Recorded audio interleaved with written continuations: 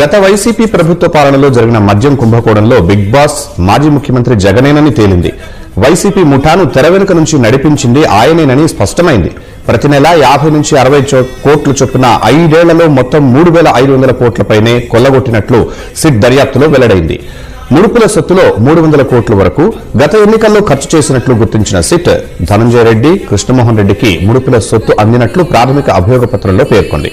భారీ మొత్తంలో సొమ్ము దుబాయ్ తరలించారని వెల్లడించింది.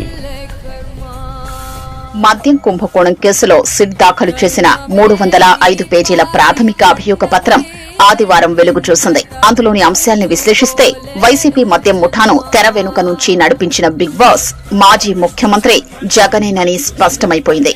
మద్యం సరఫరా కంపెనీలు, డిస్టిలరీల నుంచి కొల్లగొట్టిన ముడుపుల సొమ్ము చివరగా జగన్ కే చేరిందని వెల్లడైంది. ప్రధాన నిందితుడు రాజ్ కెసిరెడ్డి ప్రతి నెల 50 నుంచి 60 కోట్లు వసూలు చేసి ఆ మొత్తాన్ని YCP MP Mithun Reddy, Vijayasai Reddy, Bharathi cements director Jagan సతీమణి భారతి తరపున ఆర్థిక వ్యవహారాలు చూసే గోవిందప్ప బాలాజీకి అందజేసేవారని సిట్ గుర్తించింది. వారు ఆ సొత్తును ఎప్పటికప్పుడు జగన్ కు చేర్చేవారని తేల్చింది. ఇలా 5 ఏళ్లలో 3,500 కోట్ల మేర కొల్లగొట్టినట్లు ప్రాథమిక అభియోగ పత్రంలో పేర్కొంది.